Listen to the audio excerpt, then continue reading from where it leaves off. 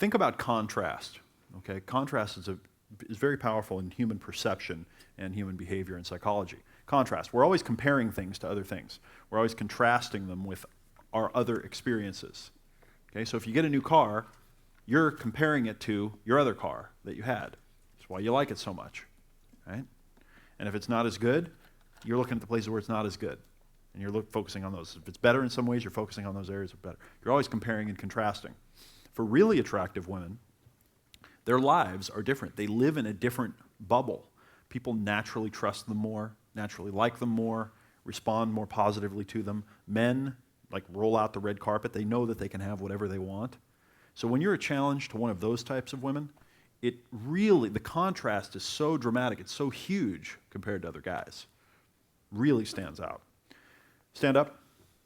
Got a mic? What's the difference between being too much or being too aloof and being a challenge? Well, You know what I'm saying? Like, if you don't show enough interest and you're trying to be, like, not showing enough, or what am I trying to say?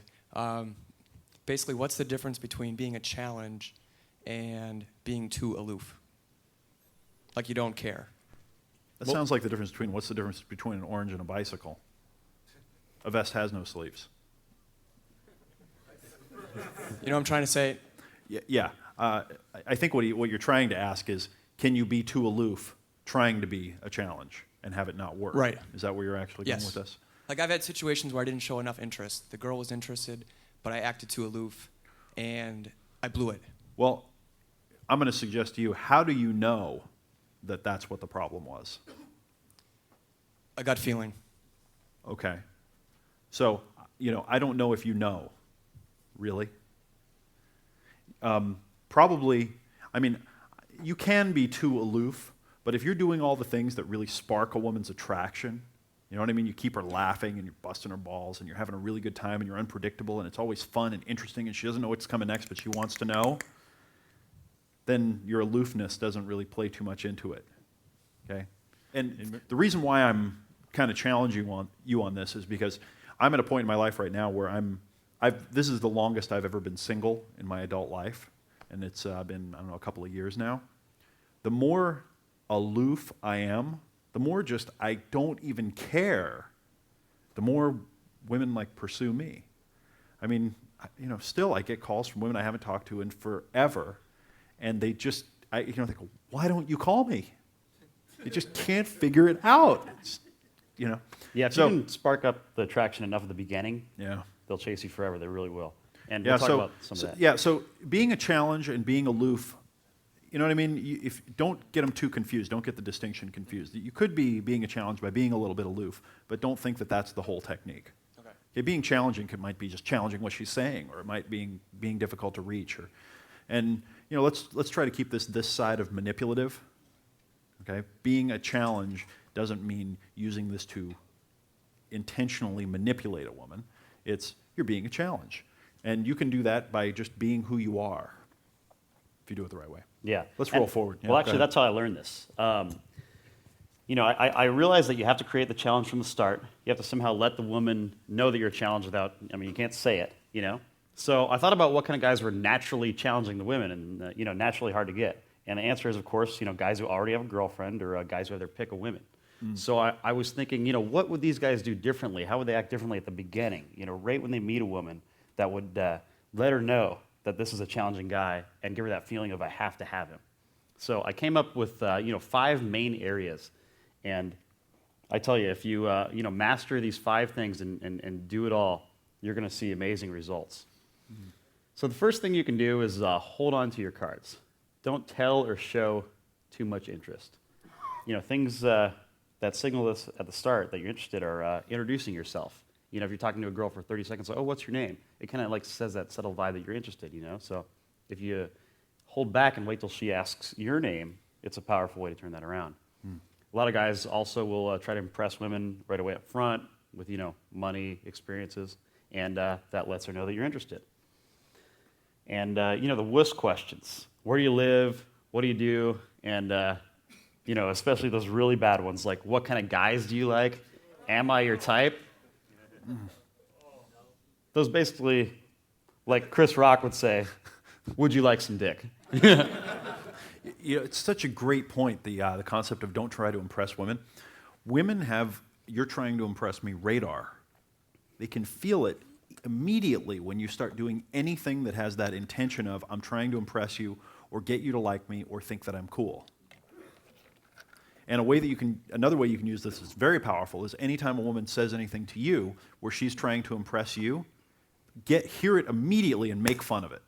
Bust her balls about it immediately. Okay? So if a woman says, I just got a new car or whatever, you just go, oh, aren't you cool? New car, huh? Was it a Jetta? No, it's a convertible. Yeah, whatever, right? It's a Jetta. Just punish the I'm trying to impress you behavior and never do it yourself. Of course, punish it in a fun way. Go ahead. Yeah. And a few other ways that guys do this, and it hurts me just to talk about them because I've done them myself, but saying things like, I bet you have a boyfriend, or, you're so pretty, I bet you're taken, And, guys will suggest future plans with a girl, like they'll be talking to her for 5 minutes, and they'll be like, yeah, what did you hear about that party this weekend? We should go. It's going to be really fun, and, come on. Also, avoid excessive and routine compliments. This is kind of a no-brainer if you've been, following David's material for a while, but you guys would be amazed at how many guys come with the "you're so beautiful" or, You look like Paris Hilton. Exactly. in the video. Yeah. Love it. That one might work. No. That would be amazing. We got to try that one. You look just like that one famous, the video girl, Paris Hilton. Did you see that video? You look just like her. It was kind of infrared camera, so you couldn't really tell. But exactly. Kinda, You've even got the same cell phone. Okay. I haven't seen it, but I heard she was on the phone in it. I don't know. Go ahead. Yeah, exactly. But remember, because so many guys do this stuff, it's to your advantage not to. Avoid the interview questions and don't linger around her. Nothing says I'm a wuss more than following her around the club, pretending she's the only girl there. If you do the exact opposite. You ever wandered around the club and you keep looking for her, and then you kind of go stand by her, hoping that an opportunity will show up for you to talk to her? But here, raise your hand if you've ever done that one secretly. Go ahead. It's okay. Yeah. They know. They see it. They get creeped out. They run over to their cool guy friend and go, "This dude is creeping me out. Hold my hand." All right? Don't do that. Definitely. Yeah, another thing a lot of guys do is if a lot of people are around, they'll give the woman their full attention. If all your friends are there and or some of her friends, they're just focusing on her. So what do you like to do? And that just says interest. But if you're talking to the whole group and just once again kicking back and having a good time talking to everybody, she's going to start wondering, why isn't he focusing on me like all the other guys do? It's creating the challenge from the start. Now, another big one. Don't take an "I'm going to spank to this picture" with her, okay?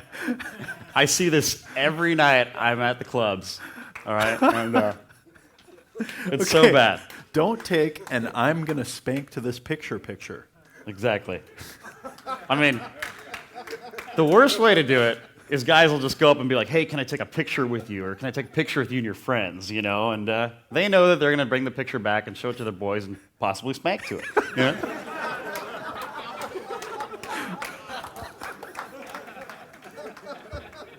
You laugh, it happens every day. All right, I need to do a quick survey. How many guys here have taken an "I'm going to spank to this picture"? You lying bastards. Whatever. Uh-huh. Yeah. And, this one's so big, so important.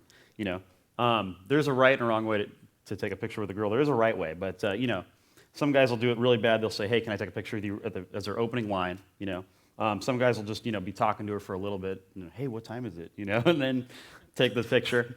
Unless you have a pretty good reason or you know how to set up taking a picture with her, don't do it. Really think that one out before you do it, because it just instantly classifies you as a, normal, boring dude. Are you going to talk about pictures and cameras later at all? If we have time. Oh, so I can't now? All right. The gentleman sitting back there that's running around with the mic is the one that actually showed this one to me. We went out a couple of times, and he's like, "Dude, you got to bring your digital camera out here." You know. And so one night we went out with our cameras, walked into the club, and he's like, "All right, here's what you do." And we did it step by step. He's like, "First thing, let's have some fun." And he like whips it around, and we start taking pictures of ourselves, like having a fun, like dancing around with our drinks and like partying and high-fiving each other. And instantly, it was like a vortex of energy. Everyone's looking over at us going, who the hell are those guys? Yeah, setting Whoa, the what's presence. going on? Yeah. And we're having fun. You know what I mean? We're having fun. We're having a good time. We're snapping pictures of ourselves. And then the next thing is he turns around and we're walking through the crowd, and he just like, we'll see a girl, and he'll just like snap a picture of her. And then she'll be like weirded out by the whole thing because she knows that she looked bad. And he like turned around and he like goes, "All right, let me see." And of course she wants to see what the hell it looked like. And he's like, "You can do better than that." And she knows she's in there. Okay, it's incredible. Bring a digital camera with you when you go out. I'm sure you've got 150 techniques, but it's a good one. Yeah, our friend Mystery has a really good one. Yeah. He'll go up to the hottest girl in the club and be like, "Hey, excuse me, I saw you standing over here, and I just wanted to come up and ask, do you think you could take a picture of me and my friend here?" Great. That's beautiful. This gentleman Mystery that he referred to, it was in my mastery program, and go check him out. He's on the internet. Where is he? Mysterymethod.com. Mystery Method? Yeah, good interesting. stuff. Yeah. All right, number 2, guys who are naturally challenging make the women work. It's, all comes back to that, people have to earn your respect and friendship. An attitude I like to have is, my goal is to get her to ask me out or ask me to join her to do something, And if you keep that in the back of your mind and you just, conveying attraction, it'll happen sometimes, She'll ask you for your number or, pull you in the bathroom and try to make out with you. It's pretty cool. And also, ignoring or declining their first advances or invitations is a big thing. And the interesting thing about women is their egos work differently than men. A lot of times, if a guy asks a girl out and she says no, he'll ask her out again a few days later, with like a better dinner date or something like that, And, have you ever thought that you needed to offer something better? Yeah. You call back, "How about this restaurant?" Yeah. Well, I guess I should say the egos aren't different. The egos between natural guys that are good with women and all women are different. But a woman's ego is like the wuss boy ego, where she will keep asking and keep adding more to the picture to try to get you into her if you decline the first advance. So if she asks you, if you want to hang out sometime, you're like, "Oh, I don't know," It's like, "Well, it'll be fun, and I'll make us some dinner," Like, I don't know, no dessert. She's like, "Well, what do you want?" And she'll just keep, bringing it up, and that's, making her work for your attention. And it's fun. You're doing it in a fun way, of course. Definitely. Another great one, if she touches you, tell her to stop, And my favorite one is if, a girl touches me, I'll be like, "I just washed this shirt. Do you not do that?" Or if she touches your skin, "I just took a shower before I came here."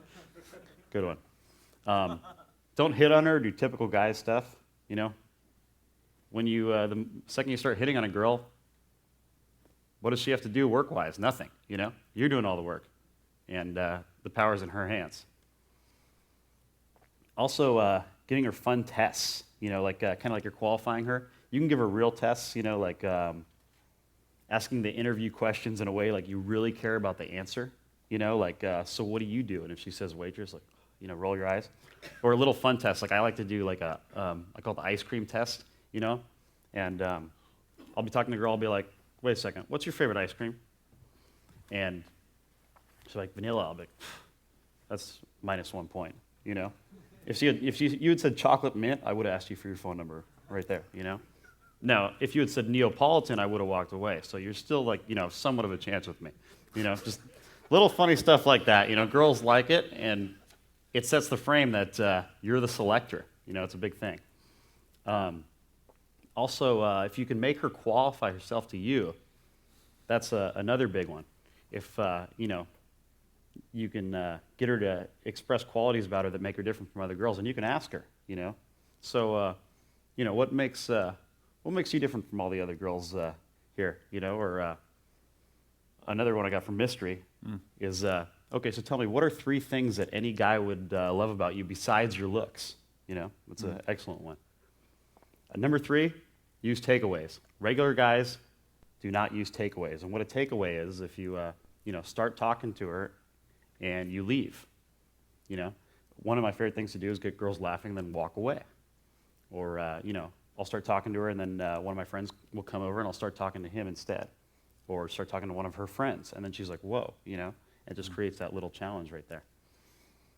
These are all things that you'll notice are subtly different from what most guys do. Subtly different. Subtle. Small differences. But they're very apparent to the women that you're interacting with. Yeah, another thing is to know how to respond if she does something like this to you. Like if you're talking to her and she starts talking to someone else, for more than a few seconds, leave. If she answers her phone, walk away. The regular guy stand there and wait. Is it my turn yet? Or you can whip Not your good. phone out and you can start going, oh, hey, yeah, I'm in a club. Hey, what's up? Yeah, I was talking to this girl, but she's kind of a dork, and, like say it loud in her ear. Exactly. She's kind of rude. Nice. Yeah. And also use the power of maybe. Maybe is such a great word to use with women, Maybe I'll come over. Or, my favorite one is I'll be talking to some girls, and I'll be like, okay, I'm going to get back to my friends. Maybe I'll see you later. It's a subtle thing. This is very subtle, but think about it. If you're talking to a girl and you say, okay, I'm going back to my friends, but I'll see you later, it kind of says like, you're going to find her later, it's trying to show some interest. But if you say, maybe I'll see you later, it says, I don't care if I see you again or not. Maybe I will, maybe I won't. And it's these little subtle things that create that challenge, Challenge her with cocky comedy. That's a big one.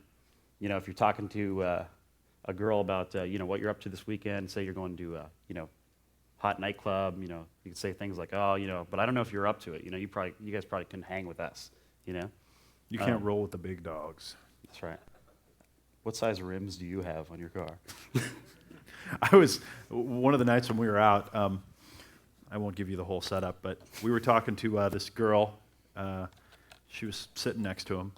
And just casually, she says something to him, and he strikes up a conversation, and he starts saying, you know what size rims you got on your ride? She was like, what? He's like, what size rims you got? You got 24s?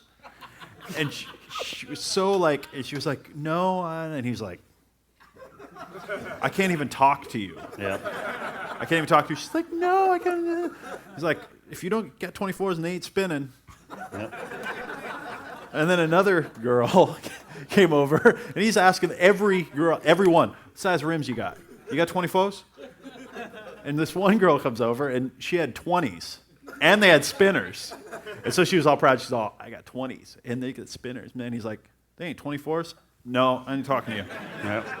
It was amazing. And I mean, this girl was just climbing on him. The more he just pushed her away, and because she didn't have cool rims, Yeah. he If wasn't the rims having ain't it. spinning, I ain't pimping. You know what I mean? That's right. It's kind of a forced rhyme, but it worked. It worked. Yeah. That would work in rap. You could fit that in. Like P. Diddy could get that in there, like the way you meant. Okay. He's going to buy this program and steal that from me. Watch. All right. Okay. Anyways. If the rims ain't spinning, I ain't pimping. Yeah, or she ain't winning. Oh, she ain't winning. Okay. Yeah. All right. We're Another gonna thing. actually in a little bit here. We're gonna do a hip hop rhyming, cocky comedy section. See, we can onomatopoeia combined with verse. All right, go ahead. Yeah. On the top of my Escalade. Okay.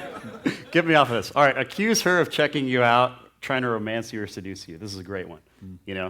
If she's talking to you, take anything she says in an effort of her trying to get you into bed.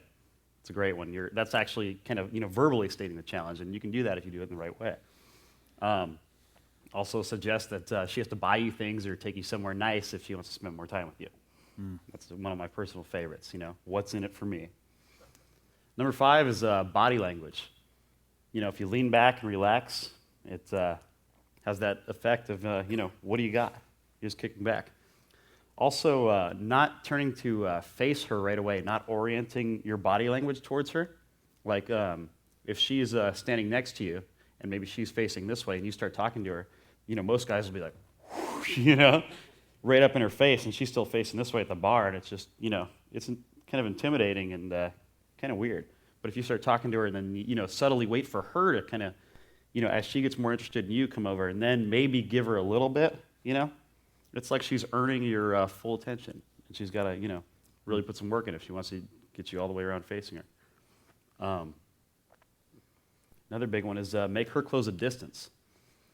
A big secret to approaching women is that, if you give someone a lot of space, they'll feel a lot more comfortable. I'll approach a girl from, 6 feet away. I'll see a girl at the bar. I'll be like, hey, you guys causing trouble over there? And they'll turn and be like, what? I'll just stand 6 feet away talking and, keep, throwing out cocky comedy and things like that. And they'll slowly start gravitating towards me. And it's just, it's making them work. And your body language says all the right things. And it's creating that challenge from the start. Really powerful stuff.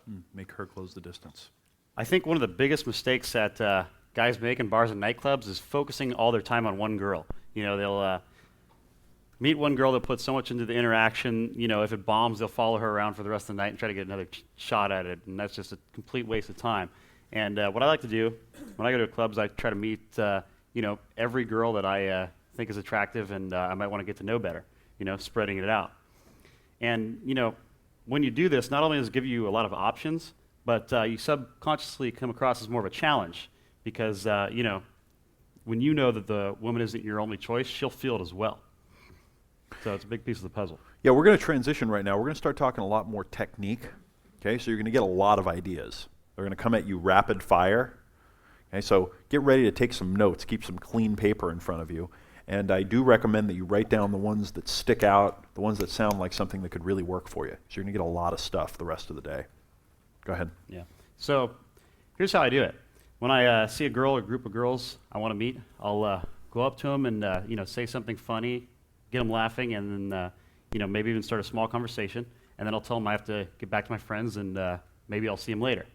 And then I'll move on to the next group of girls and do the exact same thing. And this does some really powerful things. It builds up originality because every other guy they've met that night has clung on to them, and waited for them to leave, or hopefully gotten a phone number or something like that. But it rarely happens that way, And it also builds social proof because they're going to see you talking to all the other girls in the club. They're going to see that you're a desirable, fun guy, and that's going to make them want you more. And since you're not hitting on them, since you're leaving right away, it goes back to that aspect of creating a challenge that we talked about earlier, And really one of the coolest parts about this is when you go up and meet the girls and then you leave, the next time you see them, you're like old buds. You got that familiarity, so they will accept you, Have you ever been in a conversation with a woman and it started to get to that point where it ran out of energy and you didn't know where to go next? And you were thinking, oh, if only I had like some cool technique or magic conversation topic I could bring up right now that I could have learned from David D. Well, this is great because it prevents that from happening, but the other direction, right, where it creates that space where you're leaving and the women are going, hey, wait a minute, what are you doing? Where are you going?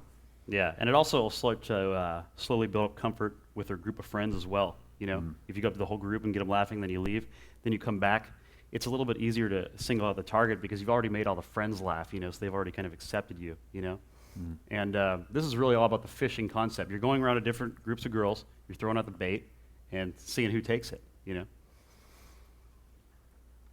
And some of my favorite opening lines for, actually going up and getting it started, one of my very favorite things to do is point out something funny that's happening at the club. Like, I'll find a guy that's wearing a funny outfit on, and I'll go up to the girls and I'll be like, hey girls, do you guys think I'd look better if I was wearing that guy's shirt? And I'll point to someone who's wearing a shirt like David's wearing right now. I hear undertones in wearing that guy's shirt. Oh, that subtly implies a lot of stuff, Greg. Then you point to me. All right. Okay, another one of my favorites that I've developed is you go up next to a girl and bump into her on purpose, and when she looks at you, you stare her right in the eyes. You go, watch it, punk. And you say it with a totally serious face. And then they'll start to make all kinds of weird looks, they won't know what to say because, is this guy starting to fight with me or what's this guy's problem? They'll start looking weird. And right when you feel they're about to call you an asshole, crack a smile and bump them with your butt.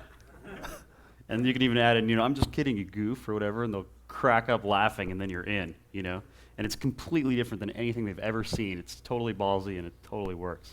Yeah, if you bump into a girl accidentally, especially if you're at a bar or a club, I mean, it'll happen at least 10 times that evening that bump into you, and you turn around and you're like, watch it. And again, it's like that weird vibe where they think, is he going to hit me? Or like, what's going on here? And then you can like hit him or like bump him. And then it's magic if you just walk away. You don't even say anything, just walk away. Yeah. Go on to the next group. Totally. Knowing that you're going to run back into her in 20 minutes or whatever.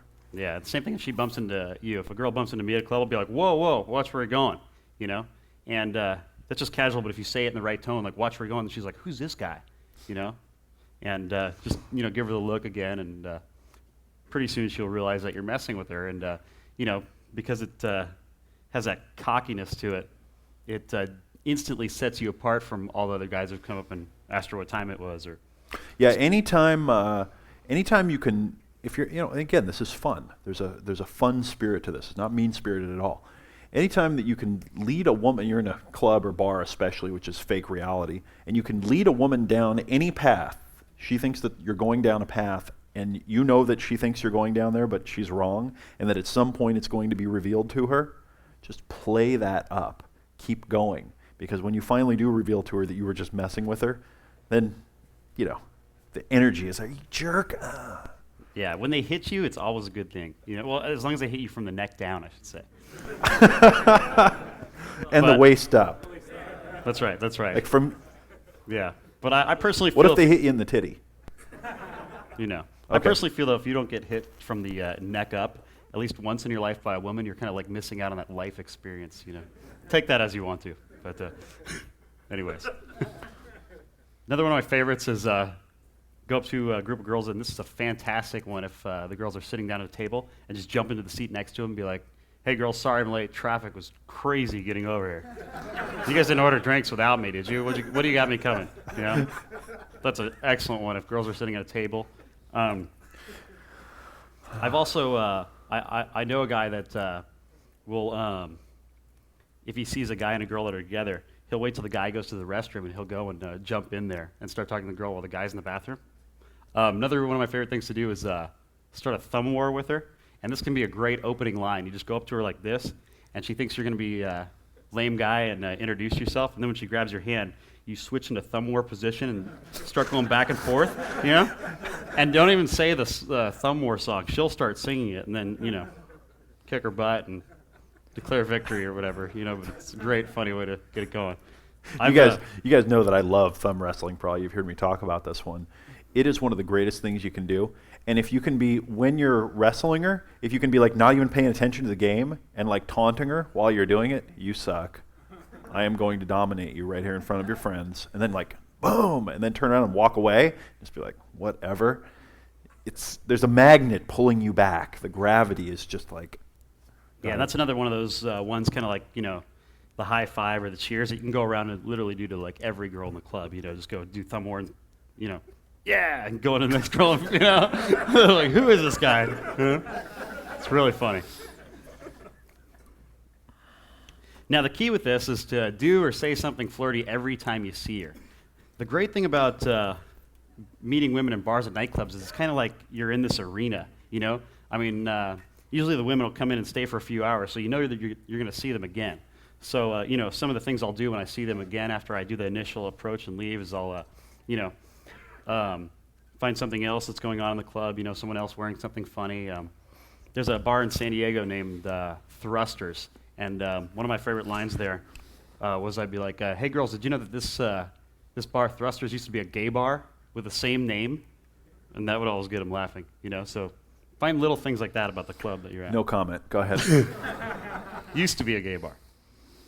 You would have told me about it if it still was. Okay, anyway. All right. No comment.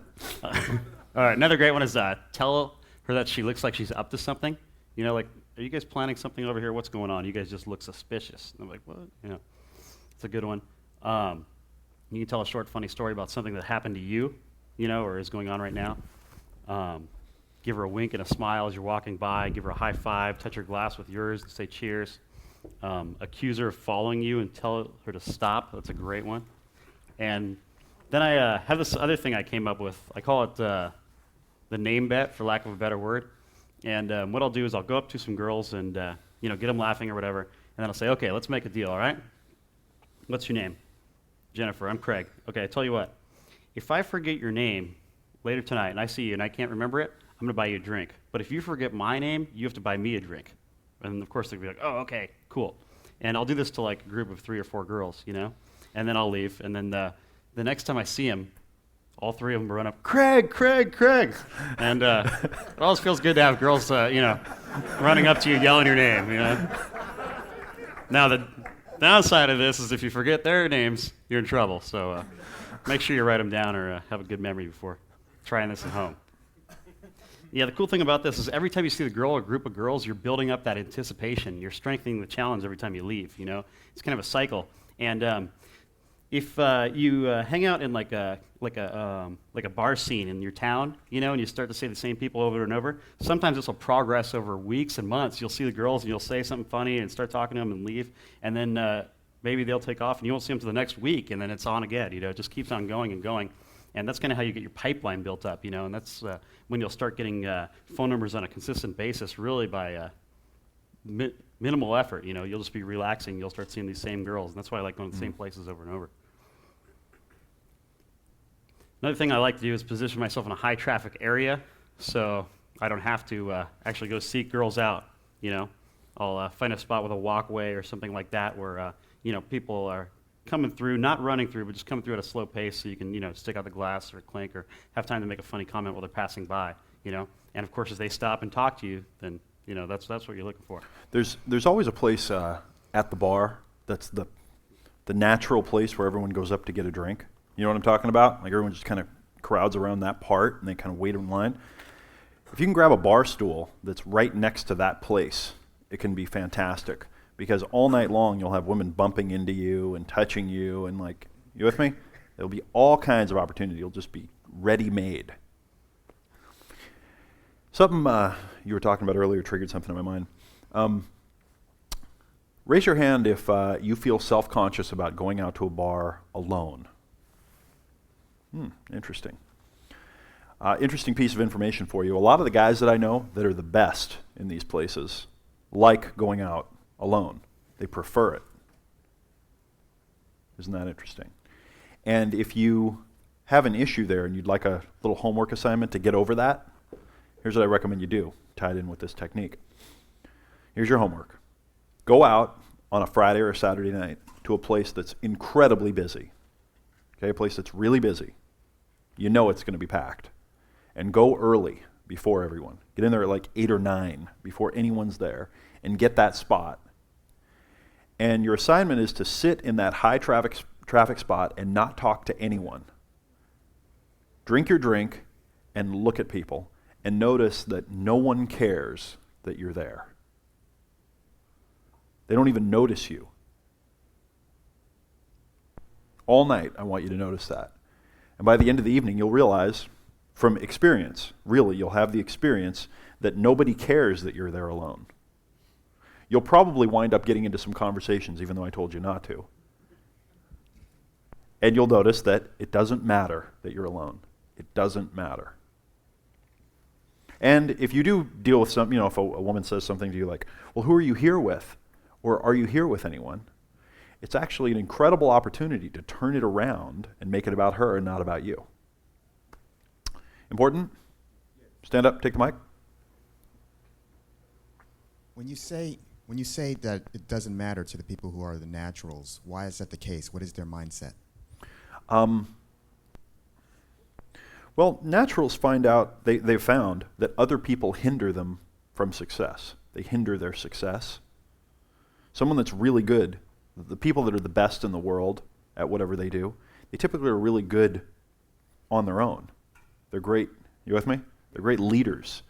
And, you'll just find that other people aren't interested in your success anywhere near as much as you are, right? And so a guy that knows what he's doing will go out to a bar to meet a woman, and he doesn't have anything to hold him back. He's just there. Hi, here I am. I don't have any distractions. I don't have to worry about whether my friend's having a good time or if he makes your friend mad, or it's all irrelevant. Yeah, and you know what? I have gone out on my own, a lot, especially when I first moved to San Diego and I didn't have any friends. And I'd, start to make friends over time as I went out, several weeks in a row. And I had a lot of people, guys and girls, be like, you know what, Craig, you know what? I really think, is cool. I really respect that you will go out by yourself. I mean, I could never do that. And, women will look at you admirably if, you have the balls to go out by yourself. But the fact of the matter is, like David said, it really is no big deal. No one cares, It doesn't matter. It literally doesn't matter. Nobody cares. Nobody cares about you. Even your mom doesn't love you. Okay, so the point of, all the, going up to the girls, making them laugh and leaving, and then coming back, making them laugh again and leaving, the goal is to get them to engage you in a conversation. Now, of course, some girls are going to be too shy, and some are going to be too cool to actually start talking to you. So if you like her, go for it. Remember, it's always on, so don't be afraid to engage if you have to. If you see her a couple times and you want to, start talking to her, do it. But remember, when you're at a bar or club, your first impression is your only impression. Girls are getting hit on so much that, if you do one thing wrong, usually she's on to the next guy. Unlike a date where you can, slip up a little bit and have a boring moment, she's kind of stuck with you for a while, If she's at the bar and she's with her friends, girls have the signals and she'll be out of there in a second. So it's really important to know how to grab her attraction from the start and keep building it up. And here's a few ways to do that. First of all, routine conversation is bad for attraction. Avoid topics like work, business, politics, religion, family, even if you have a common interest. And a big mistake that I've made, even though I know this, is I'll meet a girl that's really into business, and I'm really into marketing, for instance, and a girl will be like, yeah, I'm in school for marketing, and we'll start talking about marketing and like what kind of business she wants to run and all that, and we'll be like 20 minutes into it, and she'll be like, okay, well, see you later. And that happened to me a few times, and I was like, whoa, we had this huge bond, like marketing, business. You're a businesswoman, I'm a businessman, It doesn't create attraction, it really doesn't. You'd think it would be a good thing, but it's totally not, so don't talk business. Raise your hand if you're a musician. Okay, good.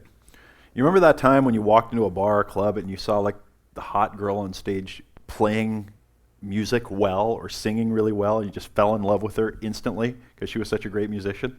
You know what I'm talking about? You get that bond like, oh, wow, she understands music. We're meant to be. Or maybe, raise your hand if you're into Macs, right?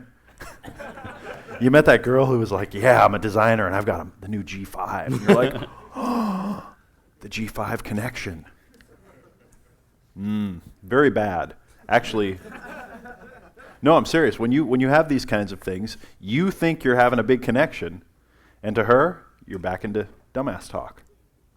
Yeah, and like I said, this is something I just learned recently, even though I knew routine conversation was bad, I just figured, okay, business connection, it's good, or, she's got the same cell phone as me or whatever, not good, drop it. By the way, there is a way to do this that is effective, and that is when you're weaving all the flirting into it.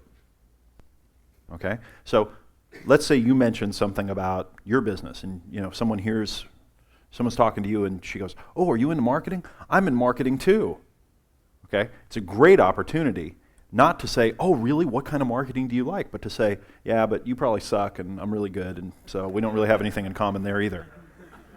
Nice. Right? You're just trying to copy me or saying that too. Exactly. Nice. Right? And I've had a lot of experiences with this one because women, I don't know, in LA, I've had a lot of kind of like successful business women that like want to talk business, and you just talk down and make fun. Okay? Have fun with it. Turn it around. Make it about something else. Go ahead. Yeah. So, let's talk about the right types of conversation. Funny, ha-ha, if you're talking about something funny that's happening in the club or happening in the news. One thing I'll do before I go out is I always go on those controversial internet sites like fark.com, it's FARK.com, and look at all the crazy news stories. Like, for instance, last night I was in the elevator of the hotel, and I saw a story, Alaskan woman evicted from home because authorities found out she had 200 cats in there, and they declared her unfit to live. And that was my opener last night that I was saying to girls, hey, did you hear about this, Stuff like that is, just makes for great conversation. Funny, weird. I guess actually the cat story would kind of call it funny, weird, Those are good conversation topics. controversial, not political or like religious controversial, but different issues like you mentioned, like Michael Douglas dating Catherine Zeta-Jones, and the Sure. age gap. It's a controversial topic. Yeah, and of course, sexual conversation is always good, especially if she brings it up. A lot of guys get nervous when a girl brings up sex talk. I personally think they bring it up because they're thinking about having sex with you, and go with it. I even take it to an extreme, just a quick little tangent. Something I did the other day, a girl asked me just out of the blue, we're just talking about, business. No, I don't know. She's like, okay, so what's the craziest place you've ever had sex? And I don't know, I told her. And then I flipped it back around on her, and I was like, okay, what's the craziest position you've ever had sex in? And she was like too shy to answer. And I kind of came out on top, because I had the status, and I told her mine. So to speak. Mm-hmm. Yeah. And the best kind of conversation, I think, is playful and flirty when there's no real conversation going on. You guys are just going back and forth with, cocky comedy, you guys busting on each other, teasing. That's really where it's at. You know who's really great at this is, what's his name? The guy in Swingers and the guy that was in Maid? Vince Vaughn, right? Someone at one of my programs came up to me and said, get Maid and watch at the end, they've got the special features. And there's this one thing, it's probably 15 or 20 minutes long, where they meet these girls at this club, and he's just sitting there talking to them, and then they like go back to one of their places or something, and he's sitting between these two girls, and he's just talking and running this BS. And he can just talk and talk and talk and make stuff up that's interesting, and he just keeps the conversation going. He's a really interesting model for this. Being able to talk about nothing and have it be incredibly entertaining it's an important skill. What'd you say? It's a gift. Yeah, but it can be learned. It can be learned. It really can.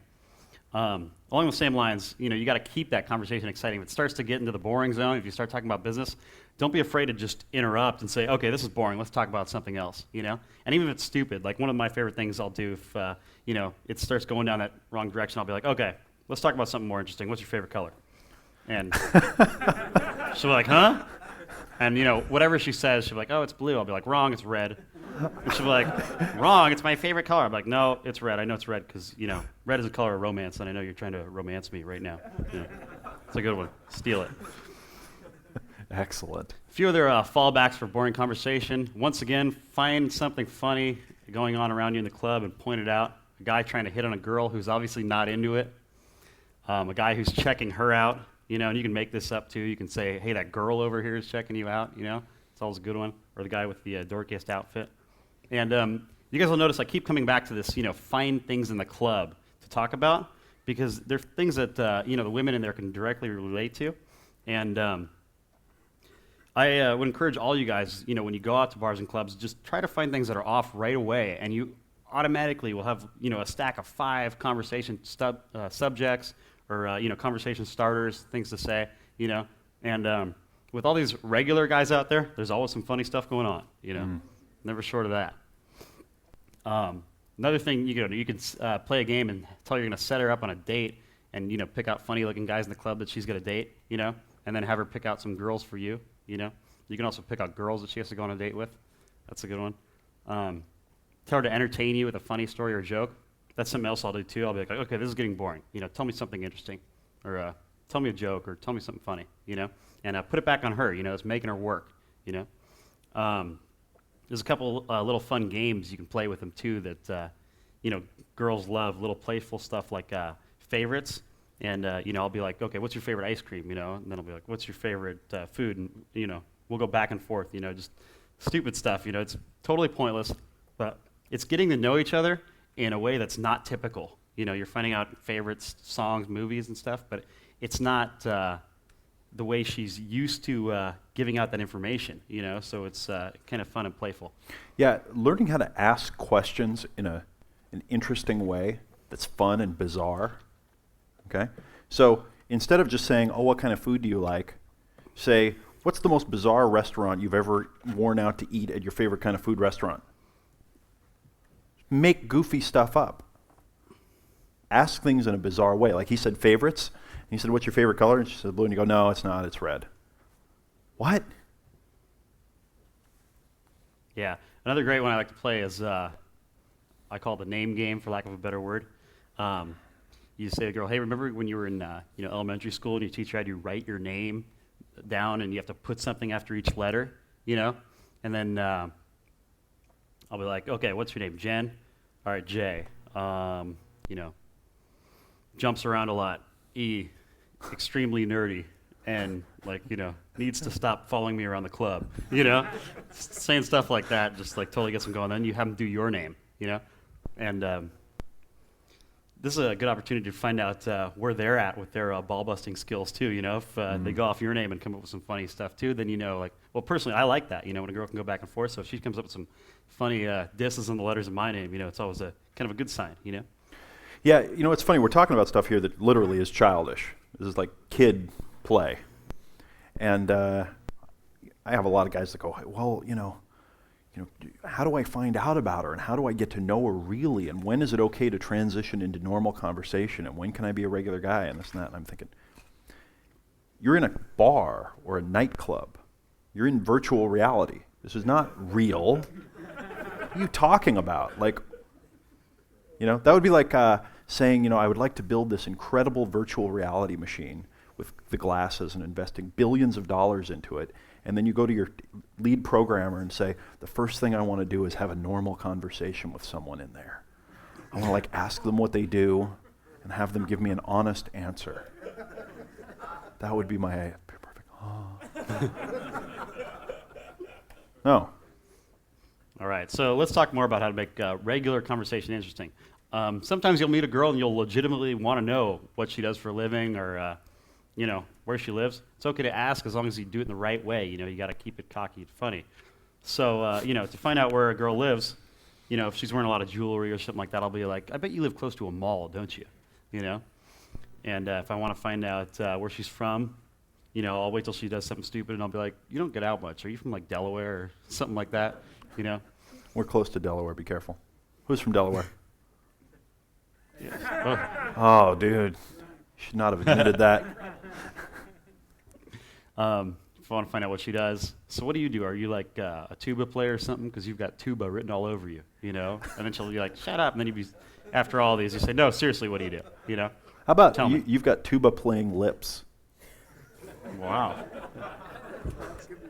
I like that one. Nice. All right. Eye contact in conversation is crucially important. If you are good at speaking with your eyes, you can really take over a conversation and set yourself apart from the guys who try to use logic and boring questions and things like that to create conversation. So these are the things I think it's important to be able to say with your eyes. And if you can figure out how to just say these 10 things, you'll find all sorts of ways to put them into conversation. And I really think it's one of the ultimate ways to be cocky and funny. First of all, you want me. That's a great one. Whatever. Practice for a sec. We have to close our eyes because this would be just too freaky if we try this with eyes open. Okay? Eyes closed. Everybody. I can look, though. And so can Craig. We're going to practice on each other. Okay. Close your eyes. I'm going to close mine, too. Now just imagine the look that you would get on your face if you were looking at a girl like, you want me and I know it. All right? Maybe that knowing smile. Give them a couple of others. I'll keep my eyes closed. You keep them closed too. All right, now what if she said something stupid and you want to say whatever? And how about if you only knew? Or you're a weirdo? Or you've got to be kidding me? Or you wish? I don't think so. Wow. Tell me more. And you know it. Those are good. A great example I used, I talked about in my mastery program, is watch Clark Gable in Gone with the Wind, how he uses his eyes and his eyebrows. He's amazing with his eyes, what he's saying. Yeah, and the thing I really like about this is if she says something and you answer her with just a look, it forces her to keep talking and it gives you status. Forces her to keep going and makes her work more. All back to creating that challenge from the start. It's interesting, if you think about something, a thought in your mind, and then you look at a person while holding that thought very powerfully in your mind, your expression will convey that idea. Does that make sense? I went to a Richard Bandler seminar several years ago. Actually, it was with you. Remember that, Ben? And we sat and we did this exercise where two people would face each other, and this person would get a powerful thought or an idea in their mind, and they would look at this person, and then there was somebody behind that person that couldn't see their face, didn't know what they were thinking, and would try to guess what their thought was, just based on the reflection from the other person. It was very interesting. So you can convey so much just through your facial expressions and your eyes. The eyes are very telling. And if you learn to project thoughts through your eyes and through your face, it can have an effect on a woman's unconscious mind. You can get her responding unconsciously to you just by what you're thinking about. Now, here's a few things to remember. When you make eye contact with someone you're talking to, it's really powerful to hold it a half second longer than you should. And I learned this in a fantastic book that I recommend to everybody who's really trying to get better at this. It's called Talking the Winner's Way, 92 Little Tricks for Success in Personal and Business Relationships. It's by a woman named Leal Lowndes. That's Lowndes. Fantastic book. And Talking the Winner's Way? Talking the winner's way. How do winners talk, Greg? Like me, for example. Nice. And what she talks about in the book is that when you hold eye contact just a little bit longer than you should, it sets off like a kind of a primal instinct, and it gets the other person to talk more. If they've already finished, and once again giving you more status. Also remember that too much eye contact during a conversation is just as bad as too little. You want to keep the right balance. Don't always stare at them until they break eye contact. Sometimes you want to be the first to break it. And this is kind of something you got to feel out. I just really wanted to make this point because I've seen a lot of creepy guys that do this the wrong way. They just give you too much eye contact, or insecure guys that don't give enough, And you got to find that fine balance. And I don't really know any good exercises for it, but I think if you consciously, think about it while you're out and talking to people every day, you'll start to pick up little different things and use that stuff.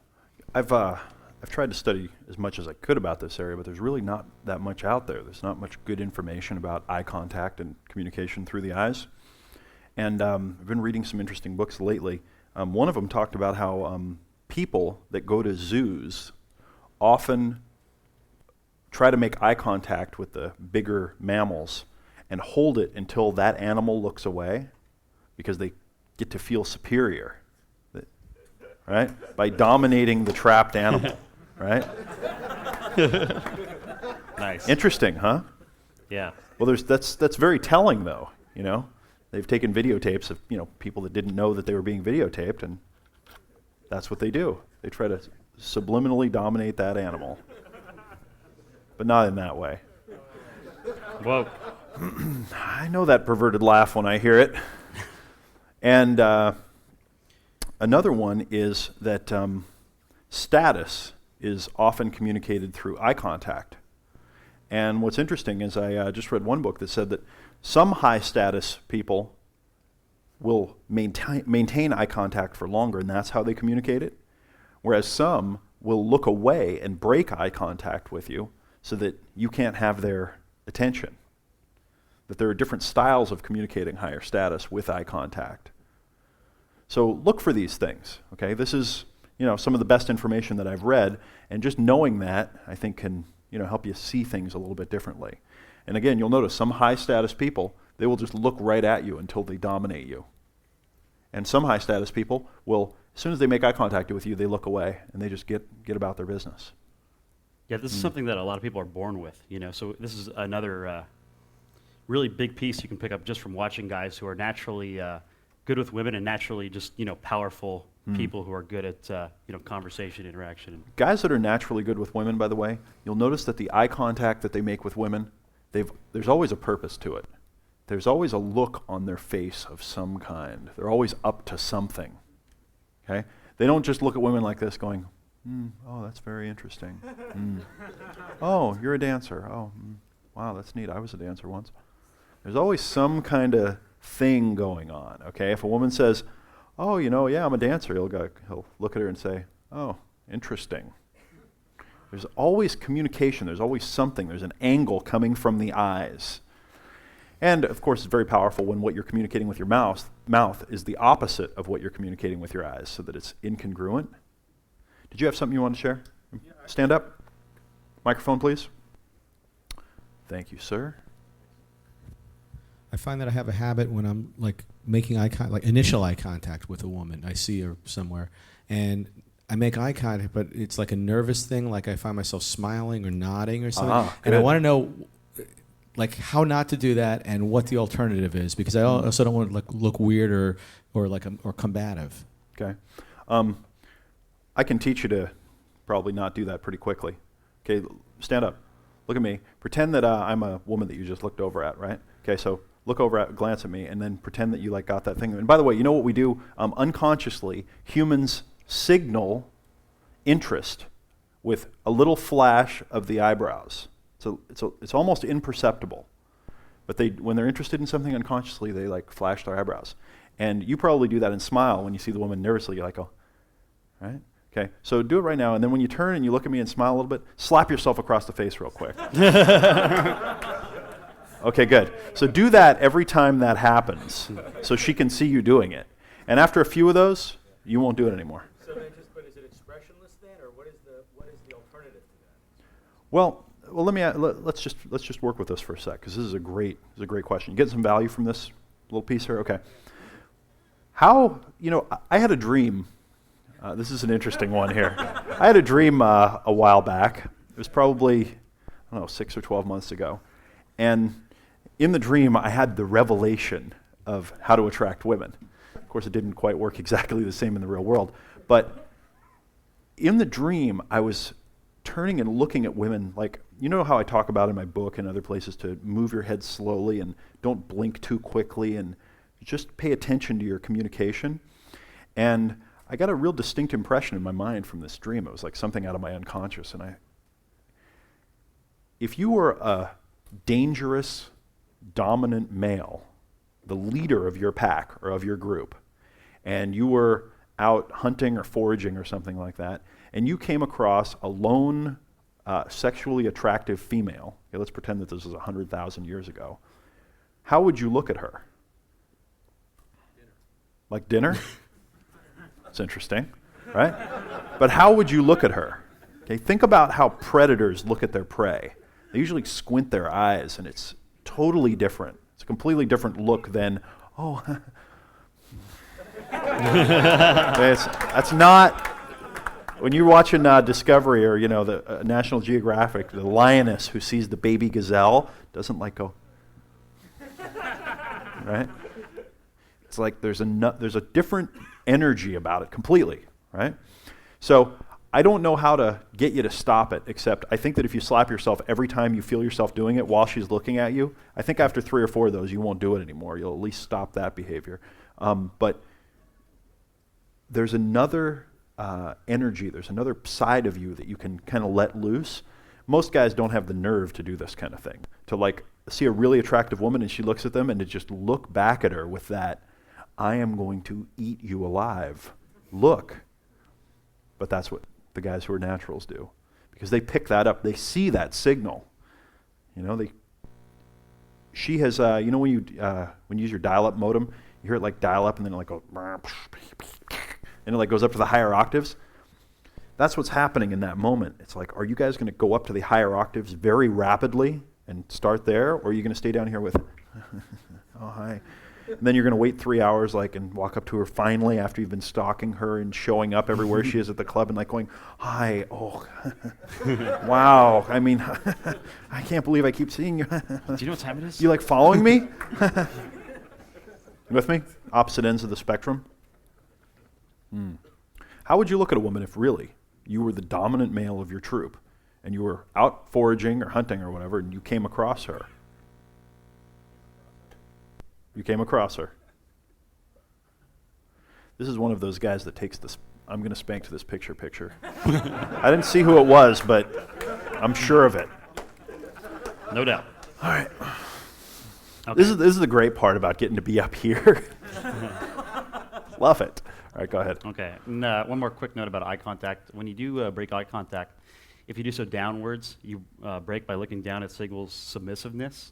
If you break to the side or above, it signals disinterest. So it's more powerful if you are going to break eye contact to look to the side or look up. I have a friend who read somewhere that if a woman breaks eye contact with you by looking down, she's not interested. I think it's down, and to the side she is. Does anybody know what this is or have heard of that? Stand up, share.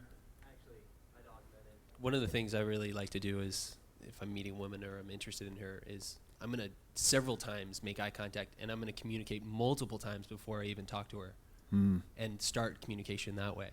And I see if women look down, often it's they're either really shy or they're taken. So what he found is, and I think it was, the women that looked down to break eye contact weren't interested, and the women that looked to the side to when they break eye contact were. And he got like 10 women in a row or something that when he looked at them, they broke to the side. He approached them and got dates with like 10 women in a row, and he really believed that. See, I would think that they're breaking eye contact to the side to be kind of trying to play hard to get. Like I said, like trying to show that disinterest, even if it's fake, you know? Well, don't take my word for this, but go ahead. Down is submissive. Down is submissive? Yeah. That's you're looking for her to look down. Oh, you're looking for her to look down? Oh, interesting. Either one way or the Don't look down. No, I'm saying this because it's, this is one I'm encouraging you to go out and experiment with, research, look into, because I can't find the book that says if she looks to the side, it's just somebody reported to me that they read, something interesting somewhere. Important? Good part of the conversation? Okay, stand up. You got to have a mic in your hand. It was. I remember it was the first book that I really read about this subject, and it was like the lazy guide to like doing something, and it's like right in there, distinct. It has all the meanings for it. Well, that's where it comes helpful. from. Thank you. Anybody else read some book that they can't remember that talks about this? Figure out what it was, all right? At the break. Do you know what it is? No. Hand him the mic, and we'll make fun of you more in a little bit. Right behind you. Thank you, though. If anybody knows what that is, please remind him. Okay? Because I'd like to share it. I mean, who would like to hear it? Okay, go ahead. Now I'm trying to dig myself out of making too much fun of someone. And Bad. if she doesn't break eye contact at all, then what? If she doesn't break eye contact at all, look down immediately. Turn around, tuck between your legs, and run like this. Yeah, if she doesn't break eye contact at all, you don't either. Yeah, on a side note, you better go start talking to her quick, and when that happens. Yeah, and just make sure it's not like that end scene in, in Swingers? You remember when they're sitting at the table, yeah. and the girl's like going like this, and he's like, oh, hey, baby, you're a little baby. Like, oh, I'm getting major play here, dude. Be cool. And she's got like her kid in the booth, like across from her. Okay. Yeah. Okay, since we're off on a tangent, I have to share this. A good friend of mine came up with something that's just fantastic when you're meeting women in bars and clubs. You have your friends stand behind her, and you're standing about 10 feet away, and you look at her, and you go, hey, what's up? And then she puts her hand up, and at the last second, you turn and shake your friend's hand, and just kind of look at her like, it's amazing. Oh, God. Thank you, John. All right. By the way, I haven't tried that one yet. He just told me about that. That is one of the best ideas I've ever heard. Okay, that is one of the greatest things I've ever heard. You could just imagine the look on a woman's face, right? Hey, what's up? And then just go right around. Okay, go ahead. All right, let's get going. That's beautiful. Yeah. All right, now let's talk about owning the conversation. A lot of times when you meet a woman at a bar or a nightclub, she's going to have her shield up for meeting so many regular dorky guys. So, you know, a lot of times they're going to give you some attitude. And if you can show her that you're not affected by it, you're going to gain massive respect and attraction. Now, this is so important. I've come up with a bunch of different examples. And I'm just going to read them out to you because you guys need to know this stuff. It's going to happen to you all the time, you know. So, for instance, if she starts bragging about her new purse, you could say something like, you know, oh, yeah, okay, whatever, dork, you know. If she tries to impress you or anyone else by name dropping, bragging about who she knows or how much money guys spend on her, call her out. Like if she's bragging about being able to get into any nightclub she wants, be like, wow, you're like Miss Hollywood. So if I say your name, can I get into any one of these clubs I want? And you think I can get your autograph so I can tell my friends I met you tonight? Another one, if she asks you to do something for her, say, what do you give me? If you don't like her answer, then don't do it. A big thing I've learned in all this is that it's important to adjust your attitude to hers, though. You know, of course, if you meet a girl that's, you know, seems like a nice girl and she's not giving you attitude and she's really excited because she got into the hot nightclub for the first time ever in her life, you can make fun of her a little bit, but don't be, you know, totally tearing her down, you know. Yeah, that's an important thing. Is none of what we're talking about is mean-spirited. Really, you've got to remember that underneath it all, you cannot be mean-spirited. It has to be, you know, fun. There has to be fun at the base of all of it. Truly, enjoyment for her. Yeah, a lot of times you run into this resistance at the very beginning as well. Because, you know, girls are so used to getting hit on that, you know, a guy will come up and they'll have their predetermined way they're going to shoot him down. And just recently, David and I were in Las Vegas, and we were upstairs at Rain at this nightclub. And I saw this girl that I wanted to talk to. I go up, and I'm about to start talking to her, and just as I'm about to open my mouth, she looks at me and she says, just so you know, you have absolutely no chance with me. Before I could say anything. So, you know, in my younger days, I would have got thrown back. But she's like, she said this, and I was like, yeah, I like that. You know what? I like this like tough attitude, you know, you could be my bodyguard. I'm going to like hire you on the spot, you know. But anyways, we kept going, talking and stuff, and sure enough, we ended up having some fun times later. I have pictures. Anyways, another example happened to me. Actually, last time I was in New York, I went up to these three girls, and I was like, huh. Right when I was about to say something, the girl in the middle put her arms around her friends, and she was literally growled at me. She's like, grr, I'm the cock block.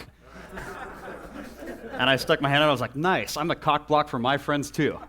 And she didn't know what to do, so she punched my hand, and I was in, you know?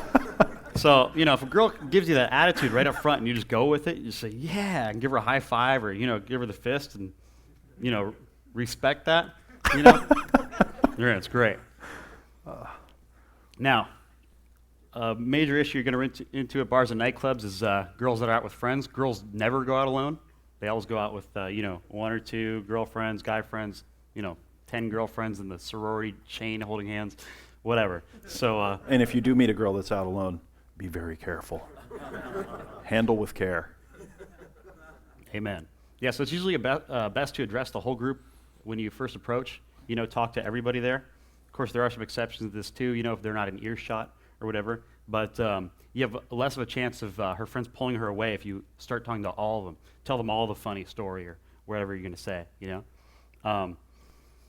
Don't try to physically remove her from her group until you're in with everybody in the group, or else one of them is going to provide resistance and pull her away, you know. And you really don't need to force that. If it's going to happen, you know, sometimes it'll happen later on in the evening.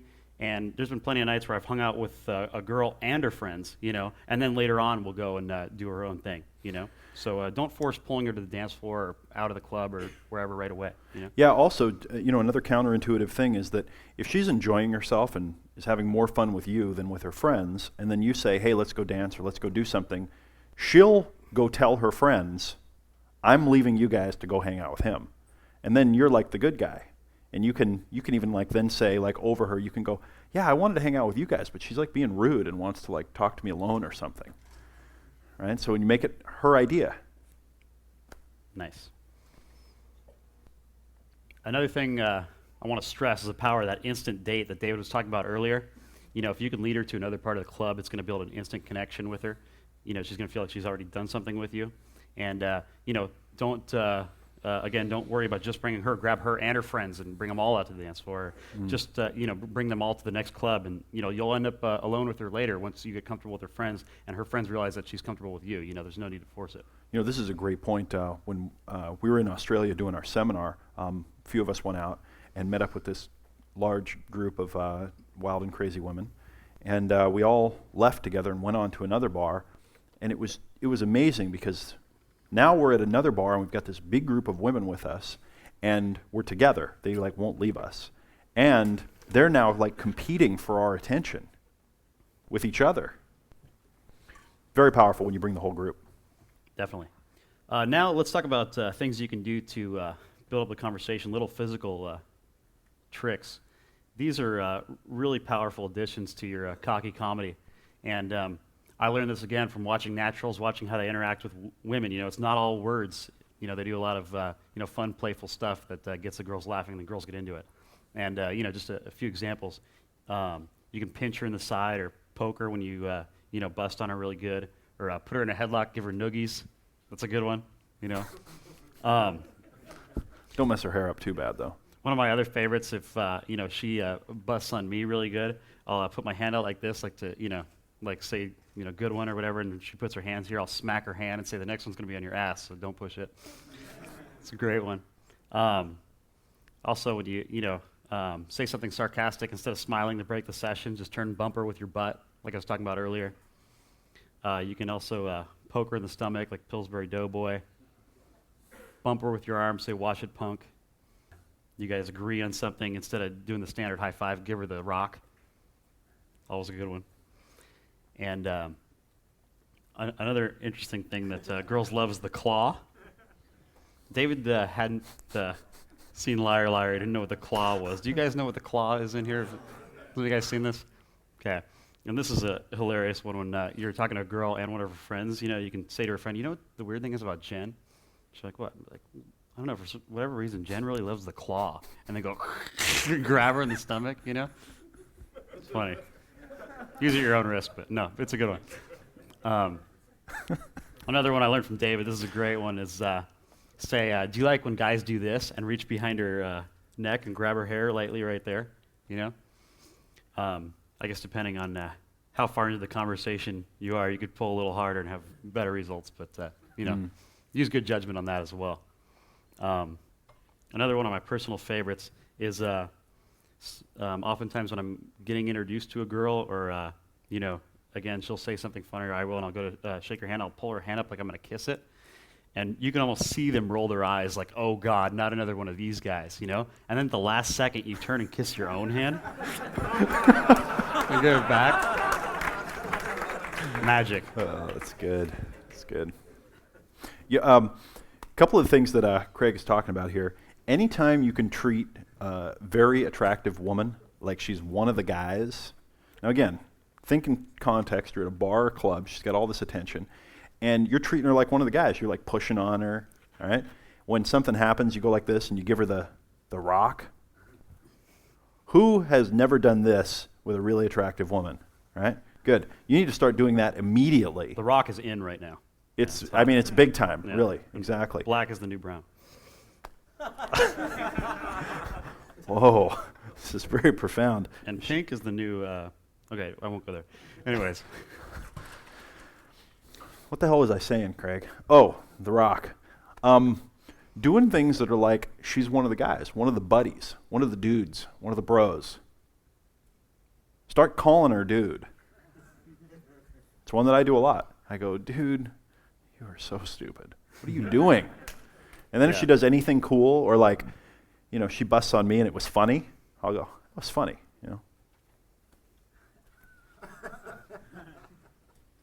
Yeah, another thing I recently noticed that's, I think has a huge subtle effect. I noticed that when wussy regular guys go to put their arm around a girl, they kind of put it right here, almost as if, is this okay, And a few months ago, actually, I believe it was at one of your seminars, you showed a picture of Colin Farrell, and he had Britney Spears on the cover of a magazine when he was dating her, and he had his arm around her like this. And I started paying attention, and all of the natural guys that are really good with women, when they put their arm around a girl, it's like this, like kind of possessive and kind of like, she's your buddy too, but very different. And I started doing that, and it's like, a very powerful masculine gesture. It says all the right things. Totally different communication. Yeah, totally different. Yeah.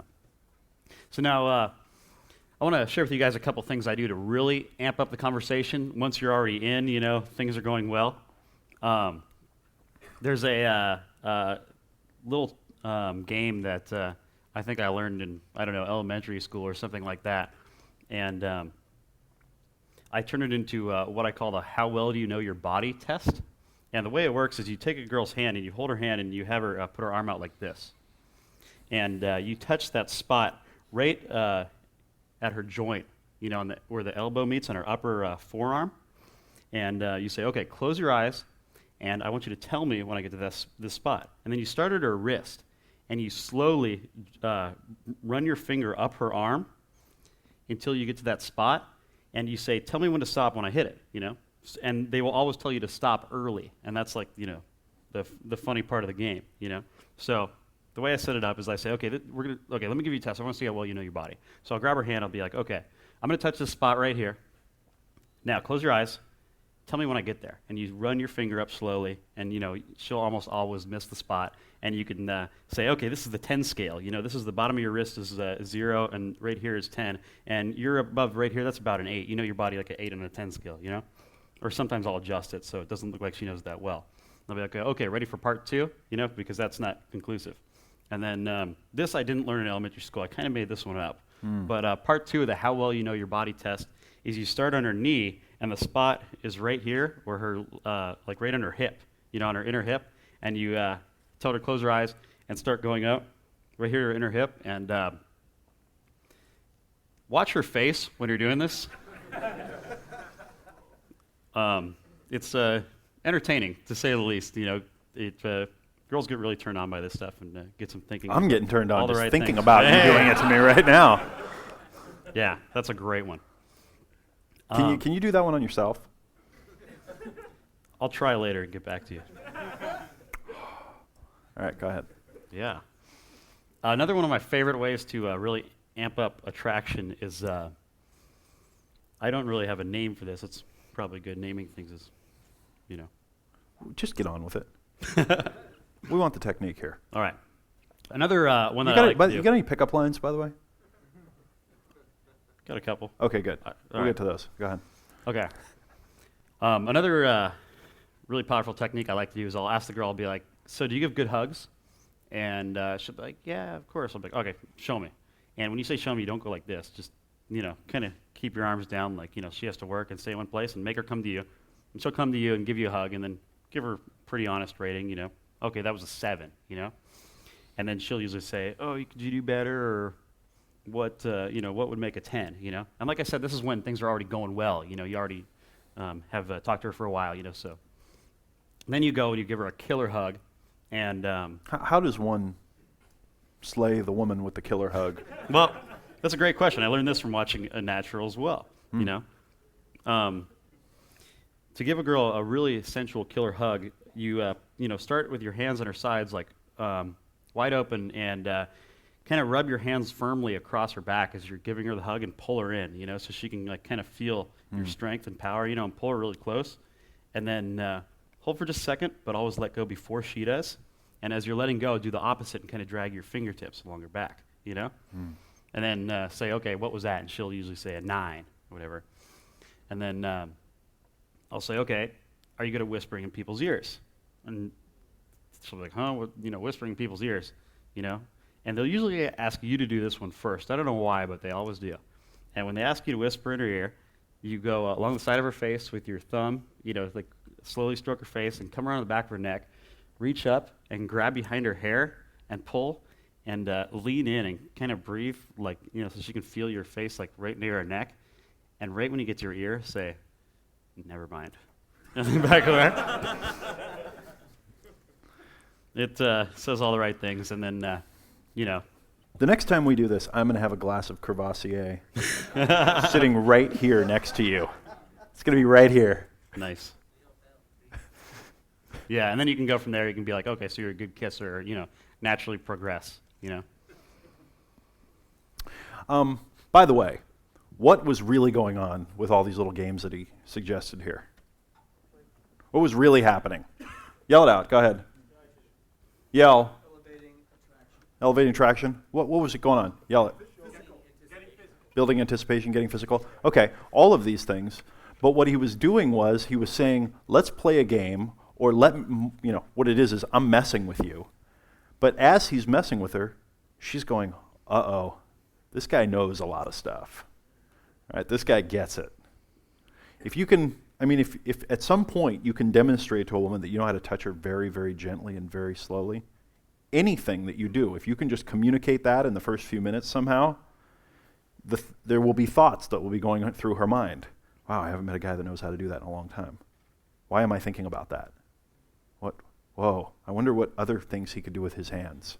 Yeah, and these things are covert too. You can do these things right in the middle of a bar or nightclub, and it's no big deal. It really isn't, because there's really nothing sexual on the outside about what you're doing. It's like the internal meaning of it. And that's where all the power comes in with a woman. If you can get a woman to feel turned on, attracted, dial up that anticipation without doing anything overt, it's over. Go ahead. Yeah. Now let's talk about going for the kiss. Of course, when you're going to kiss a woman, you want to time it right. If you're in a bar or nightclub, you probably don't want to do it at the bar. Of course, there's exceptions, to every rule. But generally you want to pick a more private location in the club. Sometimes on the dance floor is a good idea. And also, don't worry about making out with a girl in the club the first night you meet her. A lot of girls think that's cheesy. I've kind of come to think it's cheesy myself, especially if you're in a place where you frequent. There's going to be other girls there, and they don't want to meet the guy who's there making out with a different girl every night. Sometimes it's better to be subtle, but if you do want to go for it, make sure you do it right. Make sure you're in the right spot. Make sure you have obvious chemistry. Of course, assume the sale, it's always on, but don't just run up to her and grab her, like I was saying. Don't forget about your timing. This is another good place to bring up a point here. I remember when I first kind of started learning how to meet women and just got into this whole thing many years ago, and it was outside of my kind of paradigm, my view of the world, that you could meet a woman and within minutes be kissing her. And I think that that's true for a lot of guys, that it's just, they think that there has to be this whole process that has to happen.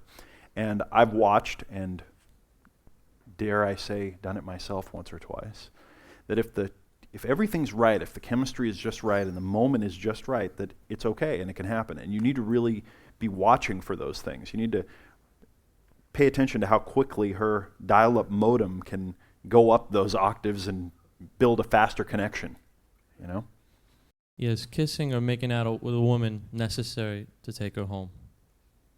No. You know what? I want to go into this. When you take the mic, you risk getting the probe, so to speak. That just didn't happen the way I thought it was going to. Why are you asking? I think a better question would have been the timing. You got to take a risk if you want to play, I guess. Good. No, because it's something important with the timing, and you say lead, lead, lead, and I guess a good question would be how important would the kiss come in order to get the job done? I'm going to give you my answer, and then I'd love to hear what you have to say about this. When I first, kind of began, okay, I got to learn how to deal with women here, and I couldn't even start a conversation with a woman sitting next to me at Starbucks who was smiling at me. I had it in my mind that if I could get physical or get something happening quicker, that I would have a better chance with her, And so I went through all of these gyrations and so forth to learn palmistry and learn how to touch a woman's hand and be massaging her hand within a few minutes. And I thought, okay, I got it all here, and how to kiss a woman quickly. And I don't necessarily believe that in the big scheme of things, if let's say that you're looking. Your model of success is I would like to start dating her, sleep with her, maybe begin the foundation of a relationship or whatever. I don't think that you're going to get to your goal that much faster if you kiss her sooner. My experience has been that if I meet a woman now that I kind of like, and I maybe want to go out with her, I keep that stuff far away. I actually try to keep a lot of distance between the two of us. And I keep it going, and I just really keep up that casual, laid-back attitude the whole time. And I've really learned to just kind of I put it out of my mind, I really do. I'm not thinking about that as an end. I'm much more interested in, is she the kind of woman that I would enjoy hanging out with? Am I having fun with her? Right? And then later on, when the time comes, if we've been having, a good vibe between us, that stuff is never a problem. Never a problem if you know the next steps to take. What do you think? Well, think about it this way. Every guy tries to kiss her in the bar when they first meet her, if it's going well, So a great way to differentiate yourself from the beginning is to not do that and, make her earn it. And not that it's bad, though. No. Now, that said, another con, I guess, some girls will not make out at a bar. I personally, would prefer if a girl that I was dating wouldn't make out with guys in a bar, At the same time, does it, help you to amp up the attraction? If it is going on, yes, but it works both ways, Sometimes the girl will want you more afterwards if you don't make any moves in the bar, and she'll be like, why isn't this guy trying to kiss me, And then she'll be more likely to, go with you to the next spot, whether it be your place or to get some food or whatever, Other times, because you are kissing her, she's getting more and more turned on. She's going to leave with you. Now, it can backfire on you, too, though, because some girls will get buyer's remorse if they're drunk and they're, kissing you at the bar, and they wake up the next day, oh, what did I do? And her friend's like, oh, you were making out with this guy, and everybody saw you. Then when you call her, she's, she might not call you back, So it can work both ways. It's a judgment call. I'd say primarily it depends on the girl and, of course, what's going on. I mean, yeah, back to the beginning, remember what I said, when you're in these situations, you're not exactly in the place where all of the most emotionally healthy, the wife material all goes to congregate to, meet great guys who they'd like to father their children. That's not what's going on here typically. And the more you can keep that in mind, if you make out with a woman, I mean, literally, if you meet a girl and you're making out with her within minutes, the chances that she's going to call you back are actually probably lower than if you didn't. Yeah, I mean, she knows you're interested right there. Chase is over, Now, if she has to earn the kiss, that's a different story. But, let's talk about, I want to share with you guys a way you can smoothly set up kissing a woman without, having to grab her head and, take that chance. One of my all-time favorite things to do whenever I'm out, I carry some chapstick with me. And you'll notice that he just happens to be carrying it with him now. I carry it all the time. And I'm going to turn this way a little bit. Yeah, watch yourself. It's cool. Anyway, I get some chapstick that... Hi. How you doing? Show me the move. All right. Anyways, I get some chapstick that has like a flavor to it, I think today is coconut or whatever, right? And when I'm talking to the girl, I'll put some on, and I'll be like, what the best part of this chapstick is? It not only smells like coconut, and I'll have her smell it, and then I'll put it on, and I'll be like, it tastes like coconut too, check it out. And then I'll like kind of lean forward a little bit, and of course she knows what's going on, and then, we'll end up kissing. It's... We'll kiss. Yeah, I've used it many times. What about the Tic Tac one? I like that one. Yeah, the Tic Tac's a good one. I also always carry Tic Tacs on me. Now, fresh breath and fresh lips. To this, these aren't just for kissing girls, although it helps. I personally believe you need to have every part of your game as good as it can be if you want the best results. So I make sure I always have fresh breath. My lips are always, not chapped. Supple. Yeah. I could tell you were struggling looking for the term. Go ahead. Thank you. But yeah, the Tic Tac one is pretty simple. You take 2 Tic Tacs out, put them on your palm. You put one in your mouth and the other in hers. And that's a good test right there, too, if she'll let you put it in her mouth, or she goes to take it. And then, so anyways, keep making conversation. And then after a minute or two, you say, by the way, there's something you don't know about me. She'll be like, what? Well, I'm starting to feel really comfortable with you, so I guess I can tell you, I feel like I've known you a while. And it's just that I'm an Indian giver and I want my Tic Tac back. And then, of course, you make the move. You lean forward slightly and, You know. she knows what's going on. Yeah. Okay. It's good.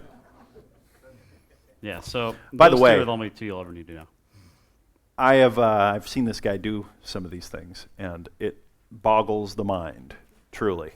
It's amazing. Thank you. I'm a fan.